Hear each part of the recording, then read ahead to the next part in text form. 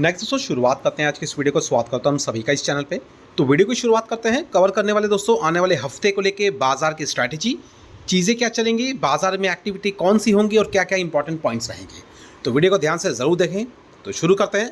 सबसे पहले अगर बात करें तो बाजार जो कि क्लोजिंग के टाइम शुक्रवार के दिन अगर देखें तो 23,770 के करीब जो है क्लोज हुआ है। कुल मिला के अगर हम चीज़ों को फाइंड आउट करें तो कुल मिला के 5 दिन का जो डेटा है हमें लगभग 2.25% की गिरावट के साथ देखने को मिलेगा। अगर हम बात करें जो बाजार की बिटवीन में रिकवरी हुई थी उस रिकवरी को अगर हम पॉइंट आउट करें तो दोस्तों देख सकते हैं ऑलमोस्ट 25,935 के लेवल पर बाजार फरवरी महीने में हमें देखने को मिला था।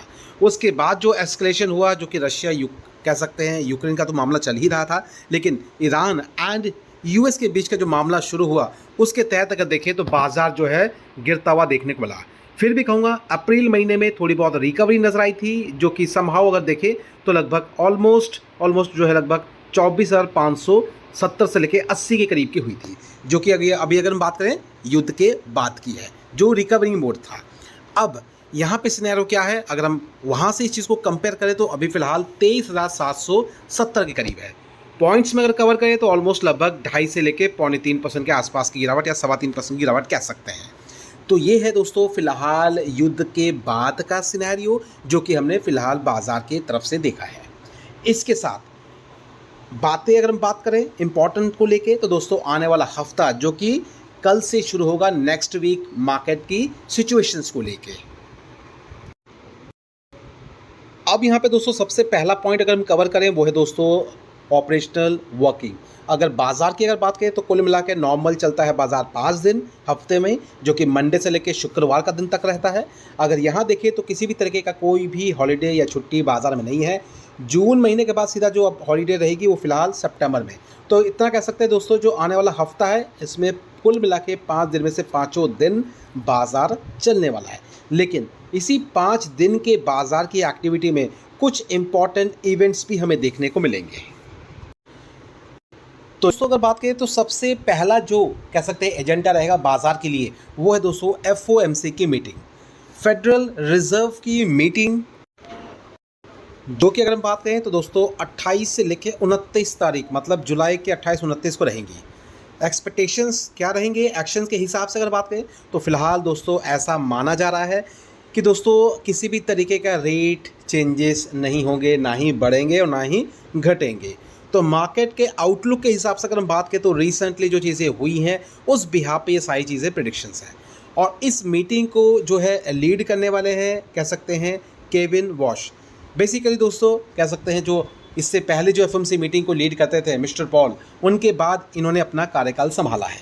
अब इस मीटिंग के साथ ये भी हमें ऑब्जर्व करना है कि जुलाई का महीना तो रहेगा, लेकिन पूरे साल की अगर बात करें जो कि अभी भी रह रहा है दिसंबर महीने तक, क्या इस साल कोई अलग से मतलब स्टेटमेंट जारी किया जाएगा फर्दर किसी आने वाले हफ्ते में या महीने में मीटिंग के तहत रेट्स कट को लेके या रेट्स बढ़ाने को लेके कोई बातें डिक्लेयर की जाएंगी। ये एक बहुत बड़ा एजेंडा रहेगा इस मीटिंग के दौरान का। तो बाजार इस पर भी अपनी नज़रें बनाए रखेगा। अब दोस्तों इसी के साथ अगर हम बात करते हैं गिफ्ट निफ्टी के बारे में, जो कि इंडियन मार्केट को एक तरीके का फ्यूचर इंडेक्स के हिसाब से रिप्रेजेंट करता है। यूएस मार्केट के क्लोजिंग के टाइम तक फिलहाल देख सकते हैं ये 23,828 के लेवल पे गया है, मतलब 34 पॉइंट की गिरावट अभी भी कहेंगे, लेकिन थोड़ी बहुत रिकवरी नजर आई थी। लेकिन कंसर्न पॉइंट ये है कि इस हफ्ते जो कि इस वीकेंड की बात करें शनिवार और रविवार, इस 2 दिन में कोई बहुत बड़ा major development international geopolitical concern के हिसाब से देखने को नहीं मिला है, जहां पे इन्वॉल्वमेंट यूएस एंड ईरान का हो। अब दोस्तों जितनी भी अभी तक चीज़ें हुई हैं इन 13 दिनों में, क्योंकि दोस्तों 13 दिन तक यूएस स्ट्राइक करता रहा है और इसी के अगेंस्ट में ईरान की तरफ से भी कह सकते हैं रिटेलिएशंस या फिर कह सकते हैं इसका काउंटर पार्ट हुआ है। अब इसी बीच फिर से कुछ बाजार में होप, अब ये बाजार में होप की अगर बात करें तो एक तरीके का कह सकते हैं सीज फायरिंग को लेके बातचीत चल रही है।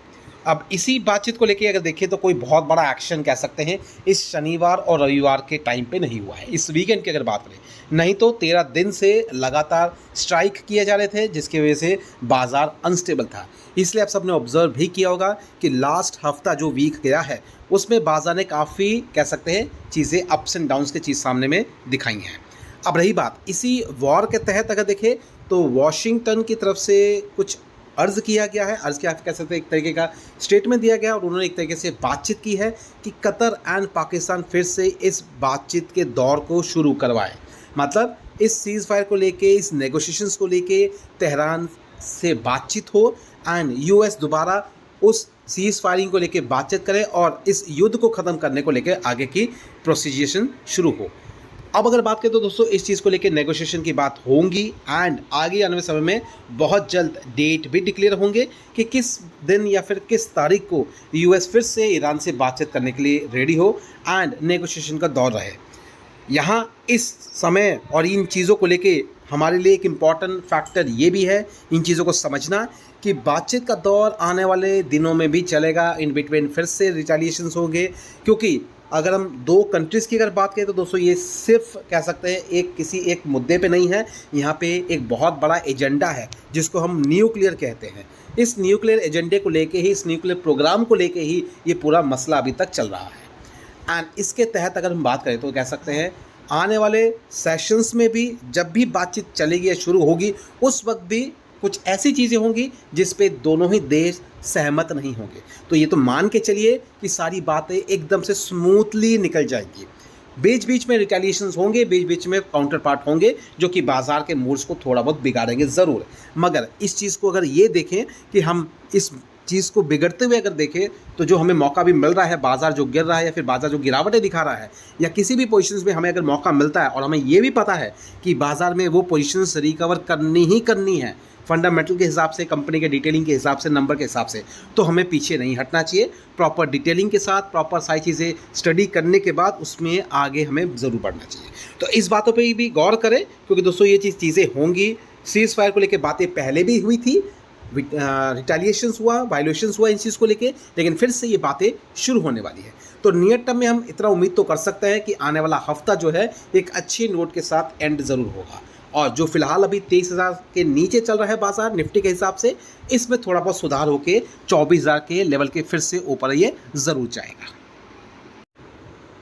अब दोस्तों ऐसी बातें भी बाजार में आ रही हैं कि जो चीज़ ये दर्शाती है कि ट्रंप या फिर यूएस भी कह सकते हैं इस युद्ध में कहीं ना कहीं ढीला पड़ता हुआ नजर आ रहा है। जैसे कि आप देख सकते हैं स्क्रीन पर, US air defence munitions running low, Trump slipped wider strike Iran strike. कहने का मतलब यहाँ पे ये है दोस्तों कि जिस तरीके के हथियार ईरान यूज़ कर रहा है उस ईरान के हथियार को इंटरसेप्ट करने के लिए यूएस के डिफेंस जो हैं वो भी फेल हो रहे हैं, क्योंकि इस तरीके के हथियार हैं जिसको वो इंटरसेप्ट, इनके डिफेंस कह सकते हैं रडार जो है वो इंटरसेप्ट नहीं कर पा रहे हैं। तो इस तरीके का स्टेटमेंट भी यहाँ पे दिया जा रहा है जो कि क्लियर कट एक चीज़ दर्शाता है कि ईरान जो है अपने शर्तों पे हो सकता है बहुत जल्द चीज़ें सामने लेके आए। मतलब जो भी नेगोशिएशन के तौर पे बातें होंगी यहाँ पे भी ईरान का कड़ा स्टैंड रहने वाला है।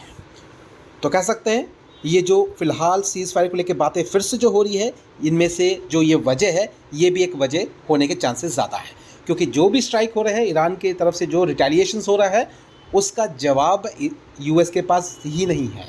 इसलिए नुकसान जो भी यूएस के साथ अलाइन कंट्रीज़ हैं उन पर ज़्यादा हो रहा है।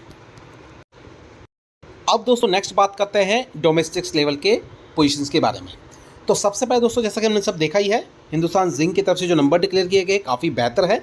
इसके साथ कुछ और भी अपडेट्स आ रही हैं कि ये हिंदुस्तान जिंक जो है अपने कैपेक्स स्पेंडिंग को इंक्रीज़ कर रहा है।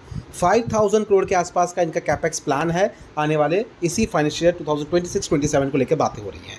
अब इसी चीज़ को लेकर ध्यान में अगर देखें, जो एलोकेशंस है वो बहुत जल्द अनाउंस किए जाएंगे।